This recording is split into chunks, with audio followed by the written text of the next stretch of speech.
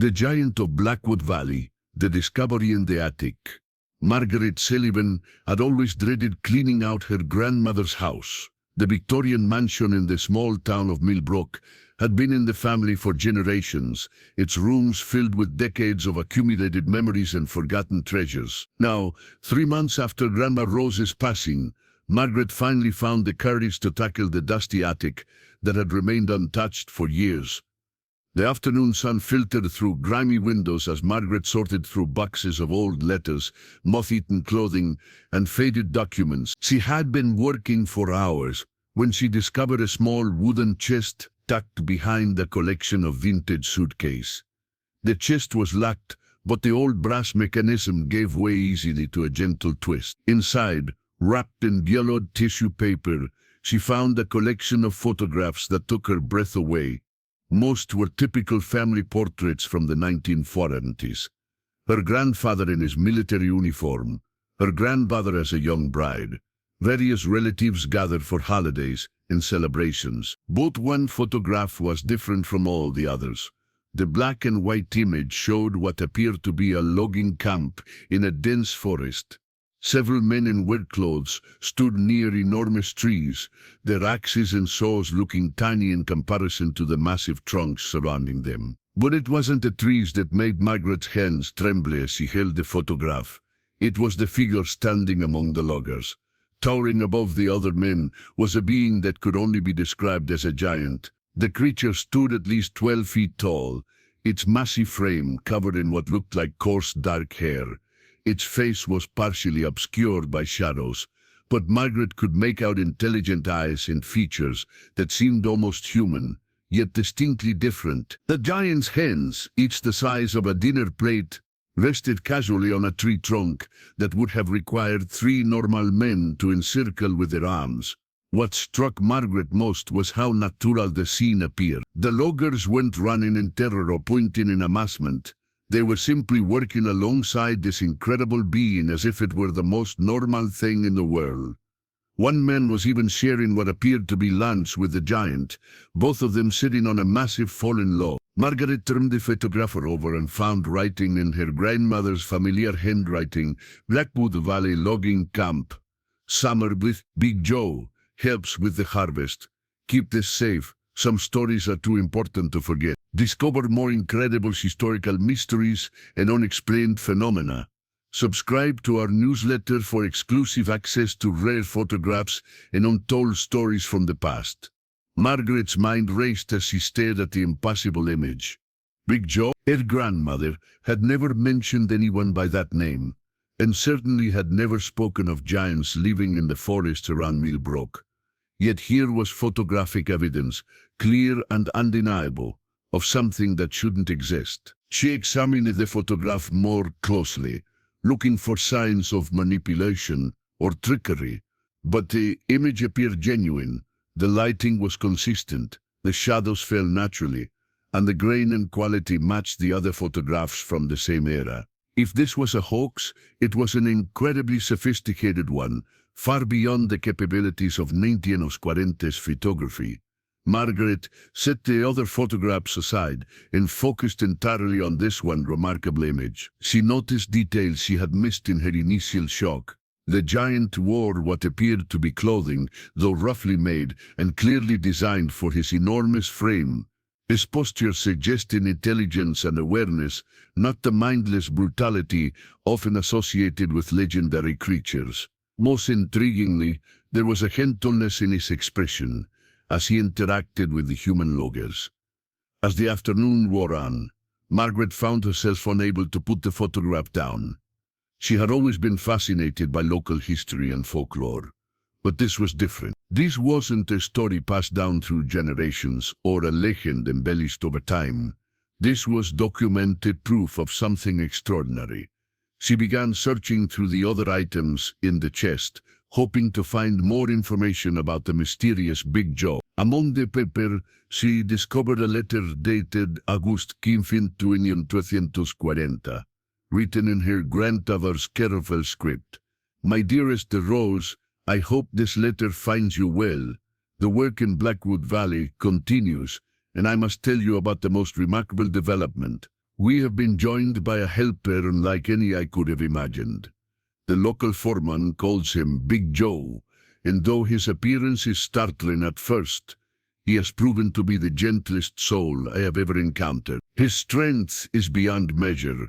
He can move logs that would require a team of horses, yet he is careful never to harm even the smallest woodland creature.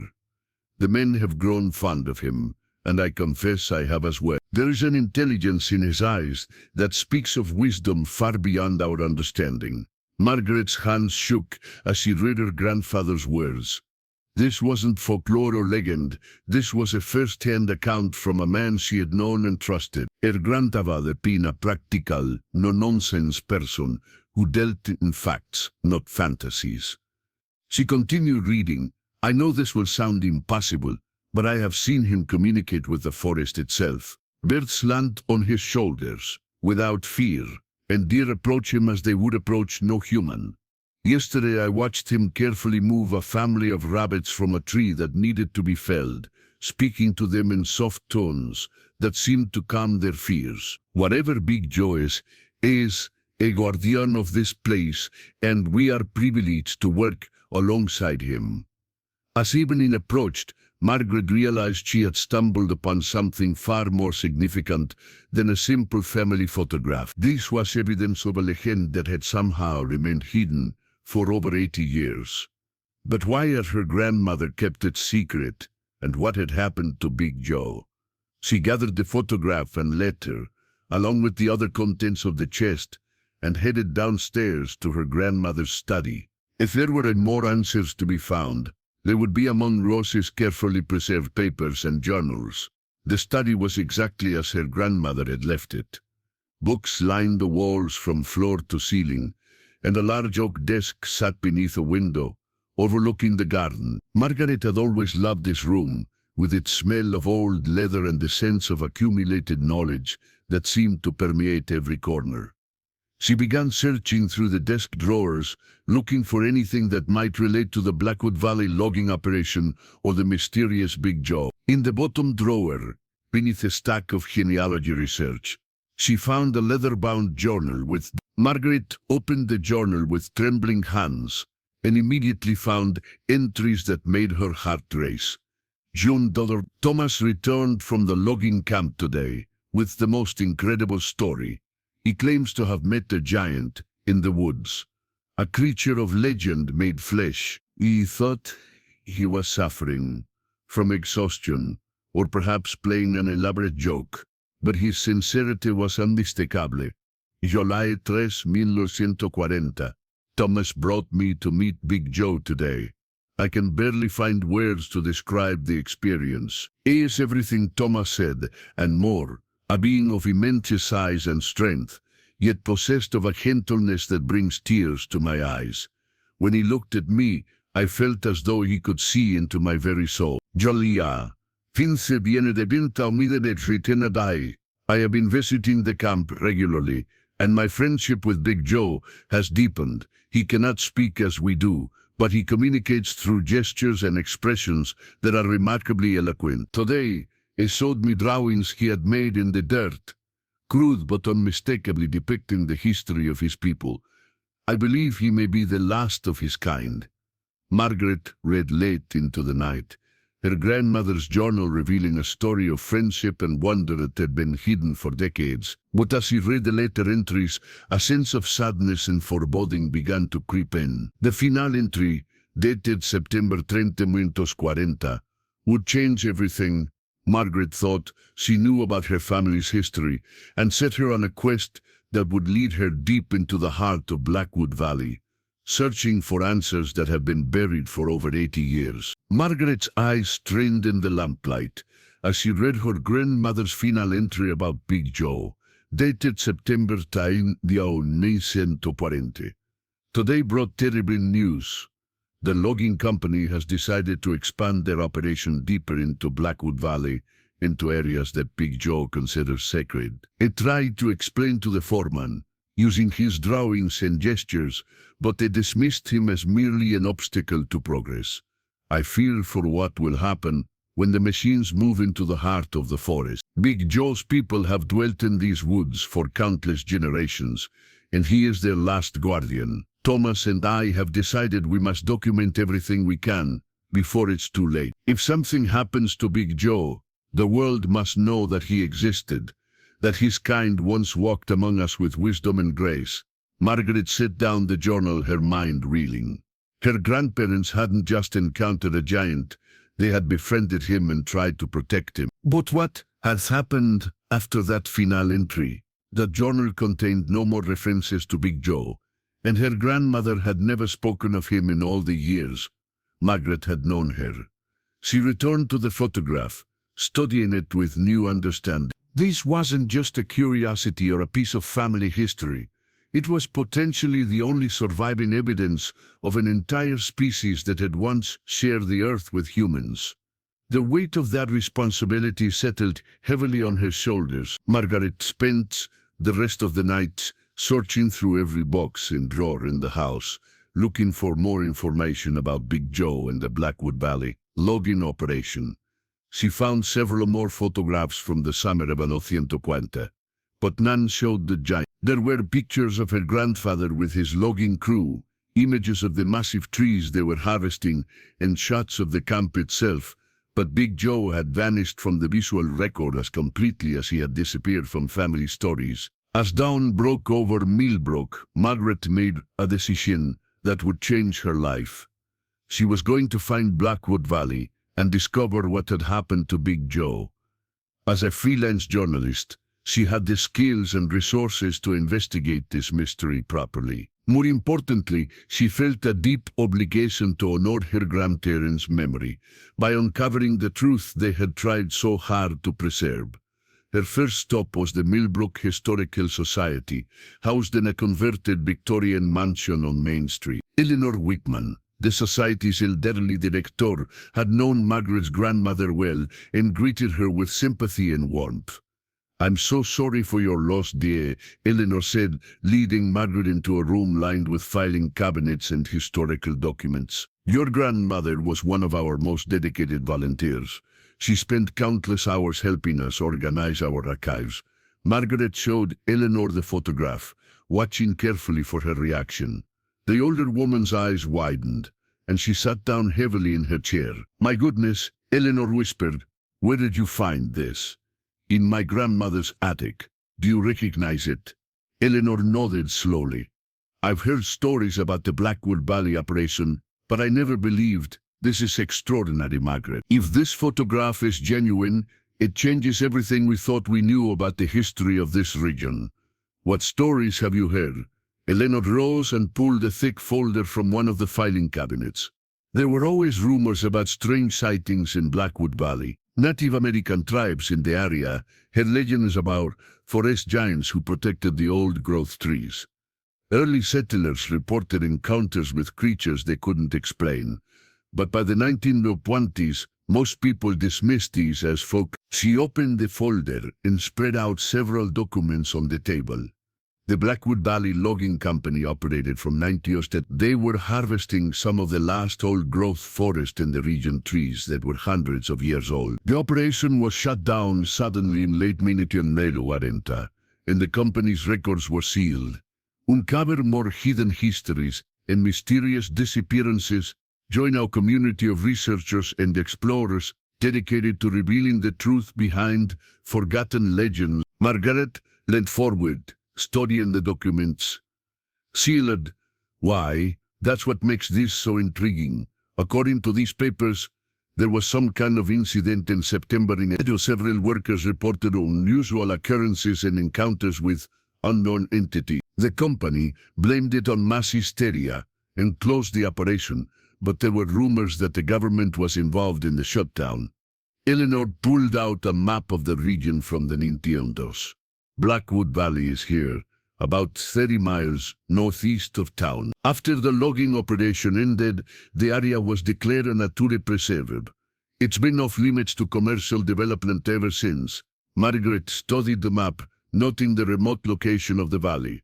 "Has anyone investigated the area recently?" "Not officially. The preserve is managed by the estate, but it's so remote that few people visit.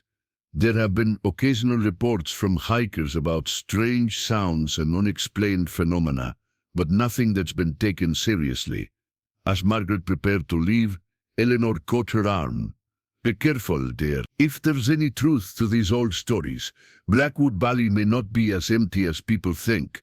And if your grandmother kept this photograph hidden for 80 years, she may have had good reasons." That afternoon, Margaret drove to the State Forestry Office to research access to Blackwood Valley. The clerk, a young man named David Chen, was initially helpful but became evasive when she mentioned her specific destination. "Blackwood Valley is technically open to the public," he said, "but we don't recommend it for casual hikers. The terrain is extremely difficult, and there's no cell phone coverage. People have gotten lost in there. Have there been any recent incidents?" David hesitated. "There was a research team from the university that went in about 5 years ago. They were studying old-growth ecosystems. They came out after 3 days, claiming their equipment had malfunctioned and they'd experienced unusual wildlife behavior. They never published their findings." Margaret pressed for more details, but David claimed he didn't know anything else. However, as he was leaving, he slipped her a piece of paper with a phone number written on it. "Dr. Sarah Martinez led that research team," he whispered. "She might be willing to talk to you, but don't mention where you got her number." That evening, Margaret called Dr. Martinez, a biology professor at the State University. The conversation that followed would convince her that the photograph in her possession was far more significant than she had imagined. "We remembered Blackwood Valley very well," Dr. Martinez said, her voice tense. "We went in expecting to study tree growth patterns in wildlife populations. What we found was unprecedented." "What do you mean?" "The ecosystem in that valley is unlike anything in the scientific literature. The trees are far older than they should be, some dating back over 1,000 years. The wildlife behavior patterns are completely anomalous, and there were signs of intelligent structures that couldn't have been made by known animals. Markings on trees that appeared to be some form of communication." Margaret's heart raced. "Did you see anything else? Anything that might explain these anomalies?" There was a long pause. "Sullivan, I'm a scientist. I deal in facts and evidence, but I will tell you this. We found footprints in that valley that were unlike anything in the fossil record. Humanoid, but enormous, and fresh. How fresh? Days old, maybe hours. Whatever made those tracks was still in the valley while we were there. We never saw it directly, but we could feel its presence. It was watching us." Dr. Martinez agreed to meet with Margaret the following day to discuss her findings in more detail. As Margaret hung up the phone, she realized she was no longer just investigating a family mystery. She was potentially on the verge of one of the most significant discoveries in modern history. The photograph of Big Joe wasn't just a piece of family memorabilia. It was evidence that legends could be real, that the impossible could exist in the shadows of the modern world. And somewhere in Blackwood Valley, the truth was waiting to be uncovered. But as Margaret would soon learn, some truths came with a price, and some mysteries were kept hidden for very good reasons. Dr. Sarah Martinez's office at the university was a testament to her dedication to field research. The walls were covered with maps, photographs of various ecosystems, and charts tracking wildlife populations. But when Margaret arrived for their meeting, she noticed that all the materials related to Blackwood Valley had been carefully segregated into a locked filing cabinet. "I want to show you something," Dr. Martinez said, unlocking the cabinet with obvious reluctance. "But first, you need to understand that what I'm about to share with you has never been officially documented. My research team was asked to keep our findings confidential." "Asked by whom?" "That's complicated." Dr. Martinez pulled out a thick folder and spread its contents across her desk. "After we returned from Blackwood Valley, we were contacted by representatives from several government agencies. They were very interested in our findings, but they made it clear that publishing our research would not be in our best interests." Margaret studied the materials Dr. Martinez had laid out. There were topographical maps marked with unusual symbols, photographs of tree formations that seemed too organized to be natural, and detailed sketches of the mysterious footprints they had discovered. These tracks, Margaret said, pointing to a plaster cast of an enormous footprint. How big were they? 18 inches long, 8 inches wide. The depths of the impressions suggested something weighing at least 800 pounds, possibly more. But here's what's really interesting. The gait patterns showed intelligence. This wasn't a mindless creature crashing through the forest. It was moving deliberately, carefully, avoiding damage to the smaller plants and trees. Dr. Martinez pulled out a series of photographs showing strange markings carved into tree bark. We found these symbols throughout the valley. They appear to be some form of communication system, but unlike anything in the archaeological record, the markings are fresh, made within the last few decades, not centuries ago. Margaret's excitement grew as she examined the evidence. Each piece seemed to support the reality of what her grandparents had documented in Montagne. Did you find any other signs of habitation? That's where things get really interesting. Dr. Martinez showed her aerial photographs of the valley taken with drone cameras. Look at this area near the center of the valley. See how the trees form a perfect circle around that clearing. That's not natural growth. Something has been managing that forest for a very long time. The clearing in the photographs was roughly 100 feet in diameter, surrounded by massive old-growth trees that formed an almost perfect ring. Within the clearing, Margaret could see what appeared to be carefully arranged stones and fallen logs, creating a pattern that suggested intelligence and purpose. We wanted to investigate that clearing more closely, Martinez continued, but every time we approached it, we encountered what I can only describe as active discouragement. What do you mean? The wildlife would become agitated. Birds would start calling in alarm patterns we'd never heard before. Small animals would flee the area, and we could feel something watching us, something large and intelligent that didn't want us there. Dr. Martinez pulled out her final piece of evidence, an audio recording device. On our last day in the valley, we set up motion-activated cameras and audio equipment around the perimeter of the clearing. We didn't capture any visual evidence, but we did record this. She pressed play, and the room filled with the sounds of the forest at night. Crickets, owls, the rustle of wind through leaves. But underneath the natural sounds was something else, a low rhythmic vocalization that seemed almost like singing, but in no language Margaret had ever heard. The vocalization lasted for over an hour, Dr. Martinez explained. It's clearly intelligent communication, possibly some form of music or storytelling.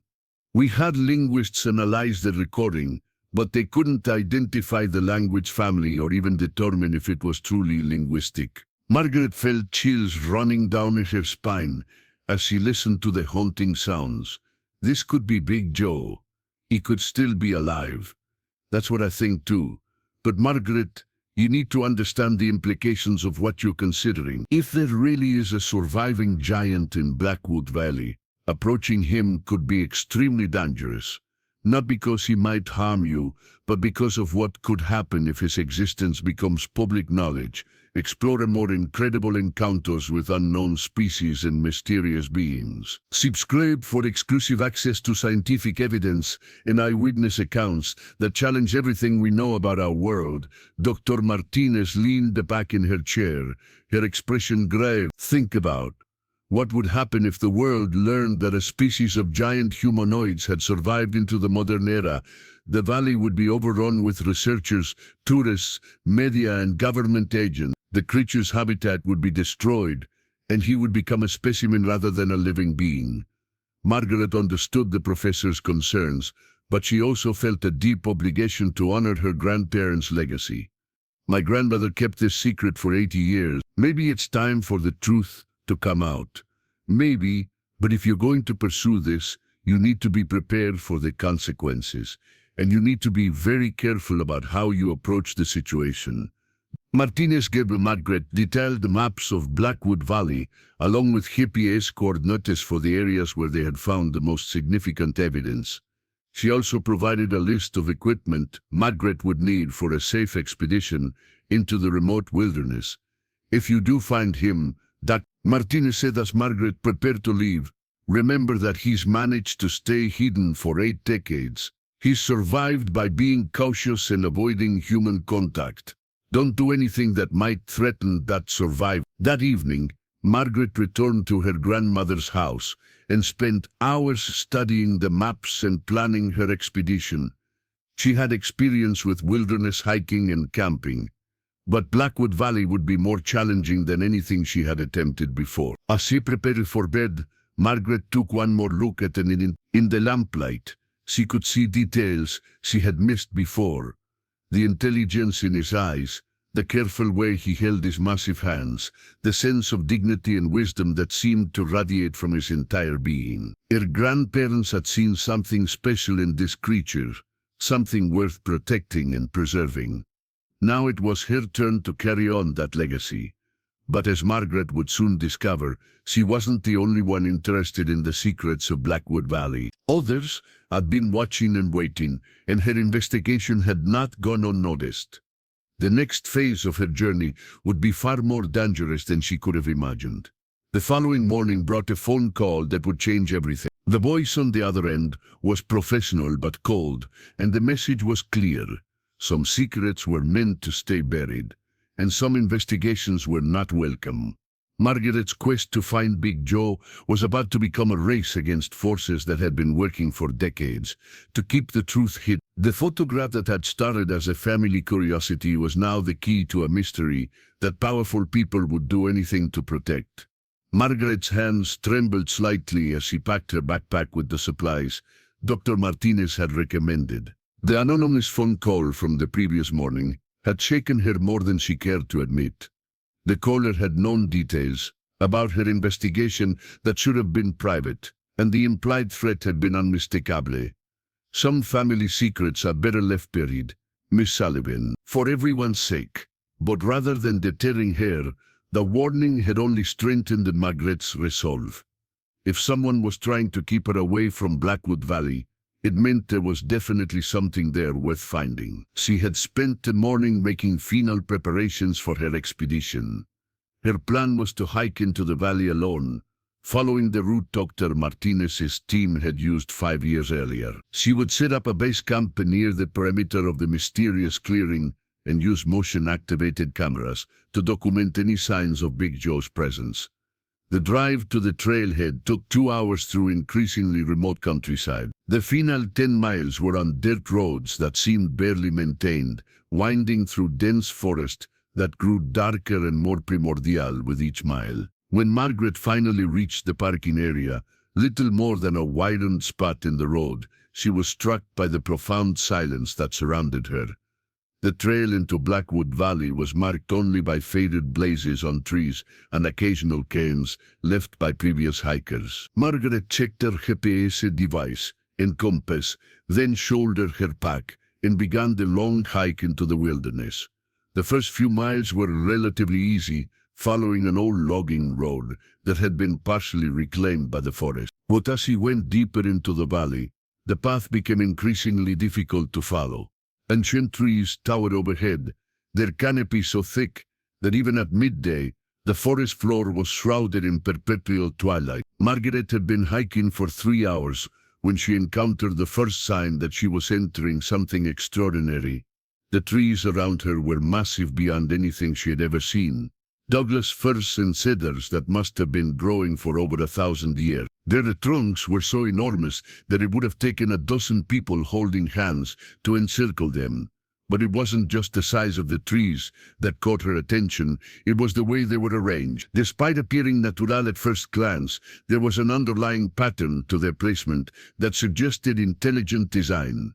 Paths wound between the giants in curves that seemed too perfect to be accidental, and clearings appeared at regular intervals, as if planned for specific purposes. As afternoon turned to evening, Margaret reached the area Dr. Martinez had marked on her map as the site of their most significant discoveries. She set up her camp in a small clearing about a quarter-mile from the mysterious central glade, following the professor's advice to maintain a respectful distance from what might be Big Joe's home territory. As darkness fell, the forest came alive with sounds unlike anything Margaret had experienced. The normal chorus of crickets and owls was there, but underneath it was something else, a low rhythmic humming that seemed to come from the trees themselves. It was hauntingly beautiful, like a lullaby sung by the forest itself. Margaret set up its motion-activated cameras around the perimeter of her camp, then settled into her sleeping bag to wait and listen. The humming continued for hours, sometimes fading to barely audible whispers, other times swelling to fill the entire valley with its mysterious melody. Around midnight, the humming stopped abruptly, replaced by a silence so complete that Margaret could hear her own heartbeat. She lay perfectly still, every sense alert, knowing that something had changed in the forest around her. Then she heard footsteps, but these weren't the light steps of deer or the scurrying of small animals. These were heavy, deliberate footfalls that shook the ground with each impact. Something enormous was moving through the forest, and it was coming in her direction. Margaret's first instinct was to hide, but she forced herself to remain calm. If this was Big Joe, running away would only confirm that she was a threat. Instead, she slowly sat up in her sleeping bag and waited, her heart pounding but her resolve firm. The footsteps stopped about 50 feet from her camp. Margaret could sense a massive presence in the darkness, watching her with the same intelligence and caution that Dr. Martinez had described. For several minutes, neither moved. Then, slowly, Margaret reached for her flashlight and turned it on, pointing the beam toward the ground rather than directly at her visitor. Experience more incredible wilderness encounters and unexplained phenomena. Join our exclusive community for access to first-hand accounts and rare evidence of the unknown. In the dim reflected light, Margaret caught her first glimpse of the legend made real. Big Joe stood at the edge of her camp, exactly as he had appeared in the 1940 photograph, but somehow even more magnificent. He was enormous, at least 12 feet tall, with a powerful frame covered in coarse dark hair. His face was deeply lined with age, but his eyes held an intelligence and wisdom that took Margaret's breath away. For a moment that seemed to last forever, human and giant regarded each other across the small clearing. Then Big Joe did something that Margaret would remember for the rest of her life. He smiled. It was a gentle, sad expression that spoke of decades of loneliness and the unexpected joy of seeing a familiar face. Margaret realized that Big Joe recognized, not personally, but as someone connected to the humans who had befriended him so many years ago. Perhaps it was a family resemblance, or maybe he could sense the same kindness that had drawn him to her grandparents. Slowly, carefully, Margaret reached into her backpack and pulled out the 1940 photograph. She held it up so Big Joe could see it in the flashlight beam, pointing to the image of her grandfather standing beside his younger self. Big Joe's reaction was immediate and profound. He stepped closer, his massive frame moving with surprising grace, and knelt down to get a better look at the photograph. When he saw the image of himself with the logging crew, his eyes filled with what could only be described as tears. He reached out with one enormous finger and gently touched the photograph, then looked at Margaret with an expression of such gratitude and recognition that she felt tears streaming down her own cheeks. In that moment, she understood that Big Joe had been waiting for this reunion for 80 years, waiting for someone from the family that had shown him kindness to return to the valley. Big Joe gestured for Margaret to follow him, then turned and began walking deeper into the forest. Without hesitation, she packed up her camp and followed the giant into the heart of Blackwood Valley, toward answers that had been hidden for nearly a century. As they walked through the moonlit forest, Margaret realized that she was about to become part of a story that connected past and present, legend and reality. The photograph that had started her journey was just the beginning. The real adventure was about to unfold in the ancient groves, where the last giant walked among trees that remembered the world as it used to be. Big Joe led Margaret through the forest with the confidence of someone who had walked these paths for decades. Despite his enormous size, he moved with remarkable grace, his feet finding purchase on roots and stones, without disturbing the smaller plants that carpeted the forest floor. Margaret struggled to keep up, her human stride no match for his giant steps, but he was patient, frequently stopping to allow her to catch up. As they walked deeper into the valley, Margaret began to notice changes in the forest around them. The trees grew even larger and more ancient, their bark bearing the mysterious symbols Dr. Martinez had documented. But now, seeing them in Big Joe's presence, Margaret realized these weren't random markings. They were a form of writing, a record of the forest's history maintained by its guardian. After an hour of walking, they reached the central clearing that had appeared in Dr. Martinez's serial photographs. But seeing it from ground level, Margaret understood that the professor's team had only glimpsed a fraction of its significance. The clearing was indeed surrounded by massive trees, arranged in a perfect circle, but within that circle was something that took her breath away. Carefully arranged stones formed intricate patterns across the clearing, creating what appeared to be a map of the surrounding region. Fallen logs had been positioned to create seating areas and workspaces, while smaller stones marked locations that seemed to correspond to important landmarks. At the center of it all stood a structure that could only be described as a shrine, a carefully balanced arrangement of stones and wood that seemed to honor the forest itself. Big Joe gestured for Margaret to sit on one of the log benches, then settled himself cross-legged on the ground beside her. Despite the size difference, there was something profoundly peaceful about sharing this sacred space with the ancient guardian. In the moonlight, Big Joe began to communicate with Margaret, using a combination of gestures, drawings in the dirt, and soft vocalizations that seemed to carry meaning beyond words. Gradually, she began to understand the story he was telling, a tale of loss, survival, and unwavering dedication that spanned nearly a century. Through his patient explanations, Margaret learned that Big Joe was indeed the last of his kind. His people had once lived throughout the old-growth forests of the Pacific Northwest, serving as guardians and caretakers of the ancient trees. They had coexisted peacefully with the indigenous human tribes, who revered them as spirits of the forest. But as European settlers arrived and the logging industry expanded, Big Joe's people had been forced to retreat deeper and deeper into the wilderness. One by one, the sacred groves had fallen to axes and saws, and with them, the giants who had protected them for countless generations. Big Joe drew pictures in the dirt, showing his family, parents, siblings, and others of his kind, who had lived in Blackwood Valley when he was young. But disease, brought by contact with humans, had claimed most of them. Others had simply faded away, as their connection to the forest was severed by the destruction of the old-growth trees.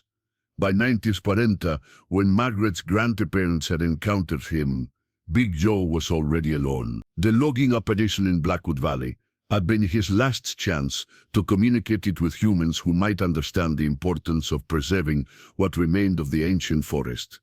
Margaret pulled out her grandmother's journal and showed Big Joe the entries about their friendship. His reaction was immediate and emotional. He recognized the descriptions and seemed to remember every detail of those precious months when he had not been alone. Through more drawings and gestures, Big Joe explained what had happened after the logging operation ended. Government agents had indeed arrived in the valley, but not to harm him. They had come to offer protection. A secret agreement had been reached to preserve Blackwood Valley as a nature reserve, with Big Joe as its hidden guardian. For 80 years, he had maintained his vigil, protecting the last grove of thousand-year-old trees and keeping the memory of his people alive. He had learned to avoid human contact, appearing only as shadows and sounds to the occasional hikers who ventured into the deep forest. But the isolation had taken its toll.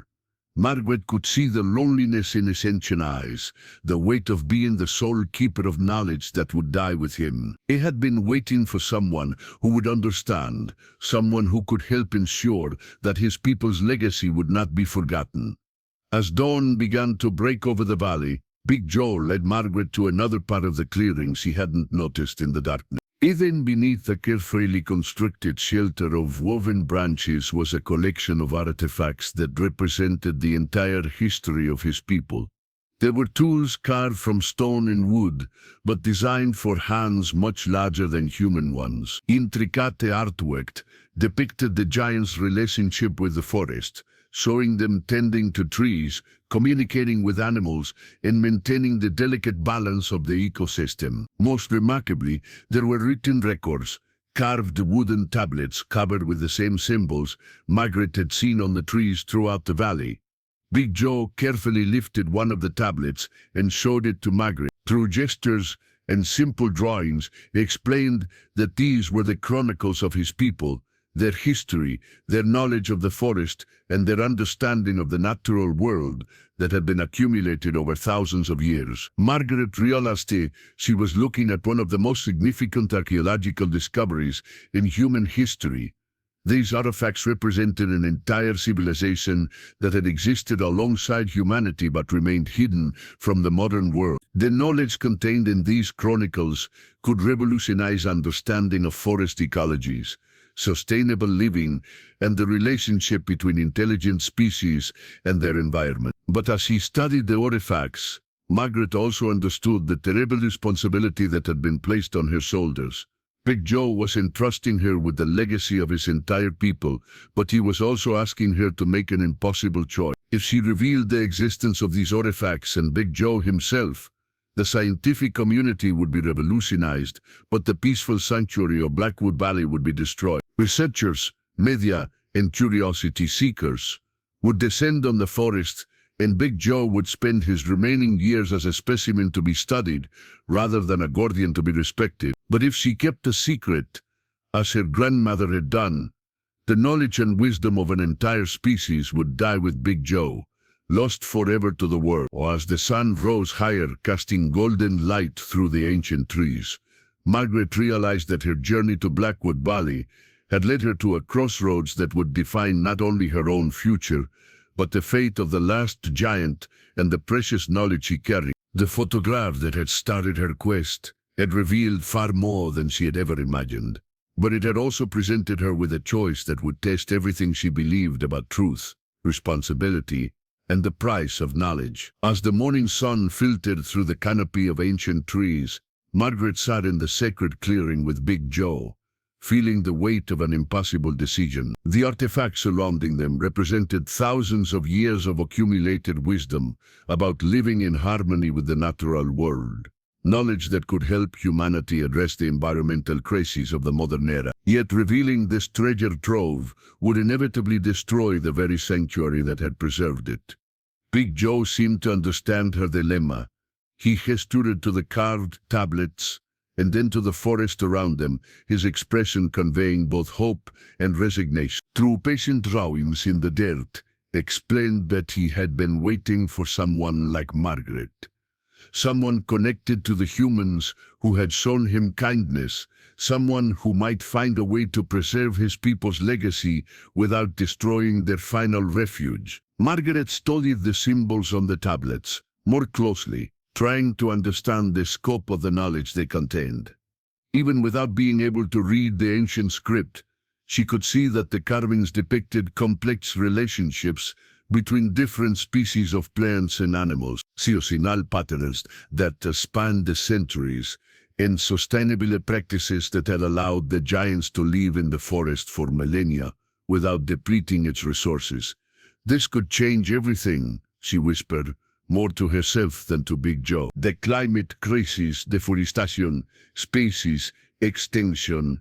Your people's knowledge could help solve problems that are threatening the entire planet.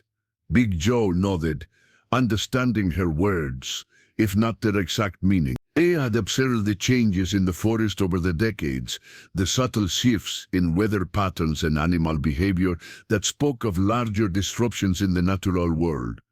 His people's knowledge was indeed relevant to humanity's current struggles. But then he gestured to the peaceful clearing, to the carefully tended grove of ancient trees, and to himself.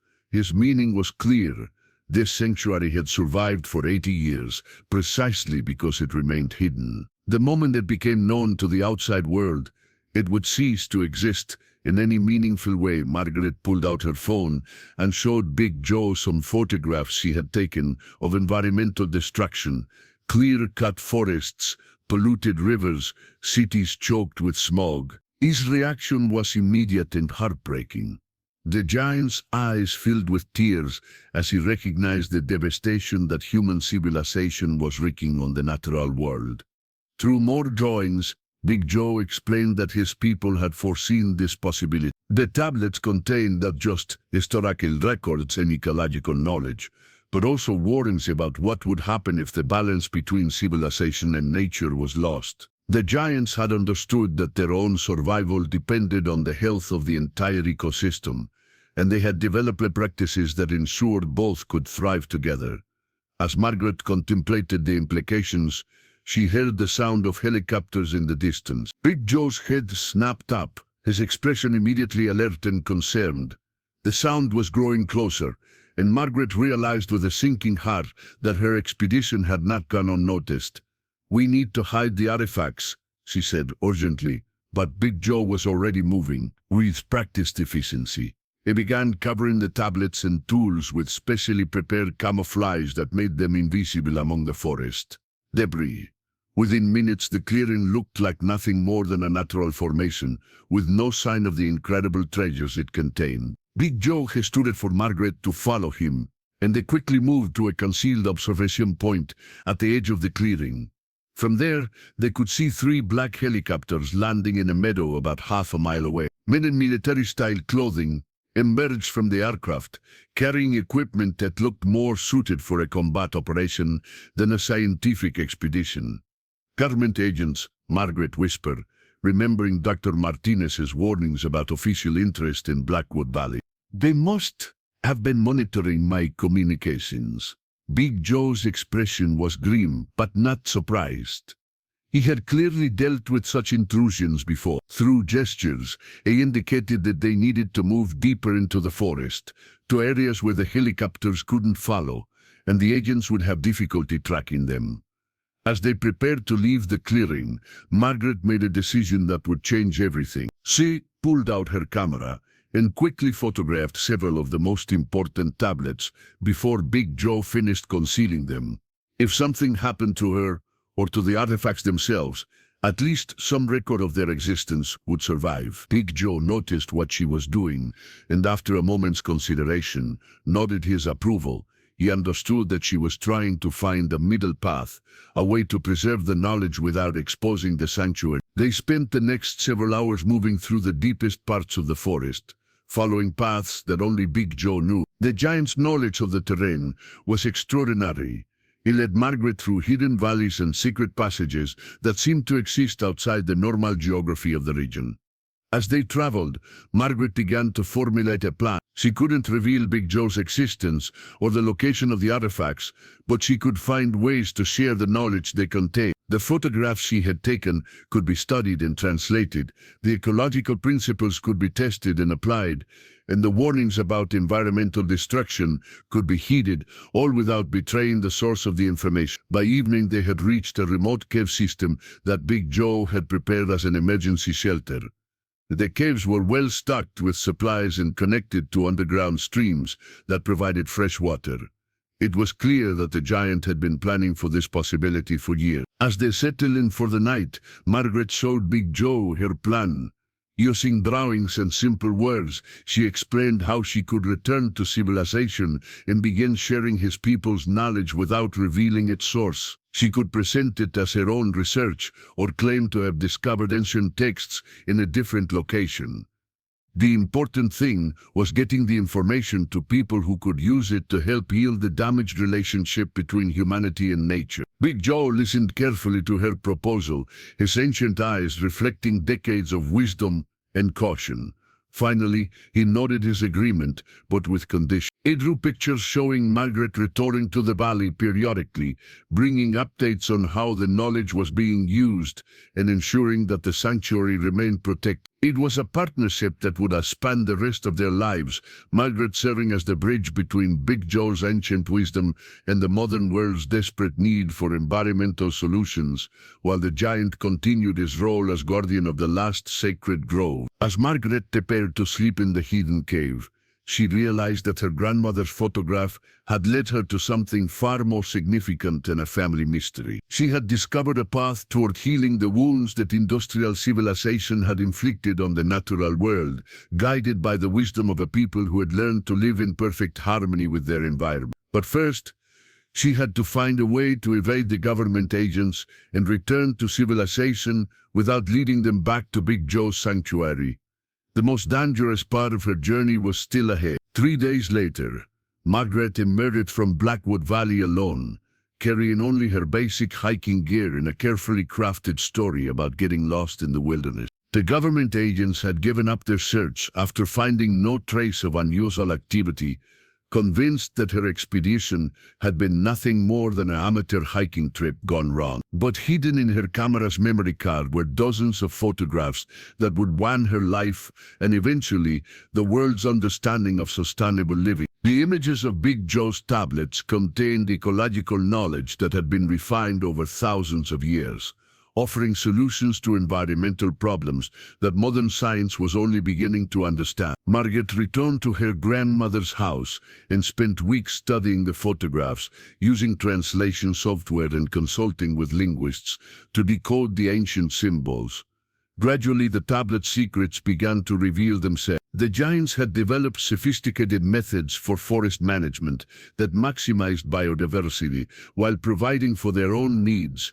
They had understood climate patterns and seasonal cycles in ways that allowed them to predict and adapt to environmental changes decades in advance. Most remarkably, the tablets contained detailed instructions for what could only be described as forest healing, techniques for restoring damaged ecosystems, and re-establishing the complex relationships between different species that were essential for long-term environmental health. Margaret began her work carefully, publishing papers on newly discovered ecological principles without revealing their true source. She presented her findings as the result of extensive field research and computer modeling, gradually building a reputation as an innovative environmental scientist.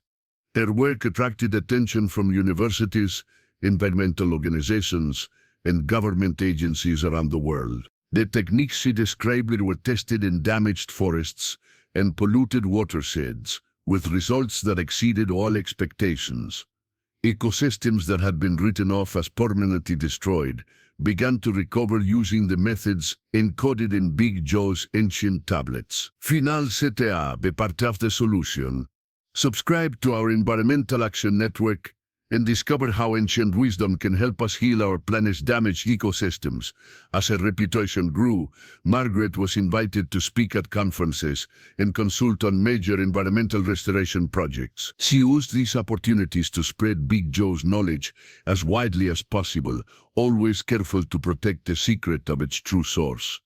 Every few months, Margaret returned to Blackwood Valley for clandestine meetings with Big Joe. She brought him updates on how his people's knowledge was being used to heal forests around the world, and he shared additional wisdom from the tablets that addressed specific environmental challenges. During one of these visits, 2 years after their first meeting, Big Joe showed Margaret something that brought tears to her eyes. Hidden in another part of the valley was a grove of young trees that he had been carefully cultivating using seeds from the ancient giant. The saplings were thriving under his care, representing hope for the future of the old-growth forest. "You're not just preserving the past," Margaret told him as they walked among the young trees. "You're creating the future." Big Joe smiled, his expression more peaceful than she had ever seen it. Through their partnership, he had found a way to share his people's legacy with the world, while protecting the sanctuary that had sheltered him for so long. He was no longer the last guardian of a dying tradition. He was the teacher of a new generation of environmental stewards. 5 years after discovering the photograph in her grandmother's attic, Margaret had become one of the world's leading experts on ecosystem restoration. Her techniques were being used in dozens of countries, and the forests she had helped heal were sequestering millions of tons of carbon dioxide while providing habitat for countless species. But perhaps more importantly, she had helped change humanity's relationship with the natural world. The principles encoded in Big Joe's tablets emphasize cooperation rather than exploitation, long-term thinking rather than short-term profit, and the understanding that human civilization could only thrive if it worked in harmony with natural systems. Margaret kept the original 1940 photograph of Big Joe on her desk, a reminder of the journey that had brought her to this work. Sometimes visitors would ask about the unusual image, and she would tell them it was a family heirloom, a reminder that previous generations had understood things about the natural world that modern society was only beginning to rediscover. On her most recent visit to Blackwood Valley, Big Joe had shown her something that filled her with hope for the future. Using techniques his people had developed over millennia, he had been training some of the valley's wildlife to carry seeds to damaged forest outside the preserve. Birds, mammals, and even insects were becoming unwitting partners in a vast reforestation effort that was slowly spreading the ancient trees' genetics throughout the region. Your people's work continues, Margaret told him as they watched a family of deer carefully carrying specially prepared seed pods to new locations. Even without you, the forest is healing itself. Big Joe nodded, his ancient eyes bright with satisfaction. He had found a way to ensure that his people's legacy would survive long after he was gone, not as museum artifacts or academic papers, but as living forests that would continue to grow and thrive for generations to come. As Margaret prepared to leave the valley after that visit, Big Joe gave her one final gift, a small wooden tablet covered with symbols that she had learned to read. The message was simple but profound. The forest remembers, the wisdom continues, the future grows. Margaret returned to her work with renewed purpose, knowing that she was part of something much larger than herself. The photograph that had started as a family curiosity had revealed a partnership between species that offered hope for healing the damaged relationship between humanity and nature. The giant of Blackwood Valley was no longer a legend or a mystery. He was a teacher, a guardian, and a bridge between the ancient wisdom of the past and the environmental challenges of the future. And through Margaret's work, his people's knowledge was spreading around the world, one restored forest at a time. In the final journal entry about Big Joe, Margaret wrote, "Some discoveries are too important to keep secret, but too precious to expose. The art is in finding the balance, sharing the gift while protecting the giver, spreading the knowledge while preserving the source." My grandmother understood this when she kept that photograph hidden for 80 years. Now I understand it too. The forgotten photo from 1940 had indeed revealed the legendary giant, but it had also revealed something even more important, the possibility that humanity could learn to live in harmony with the natural world, guided by wisdom that had been preserved in the shadows of the ancient forest, waiting for the right moment to emerge and help heal a wounded planet.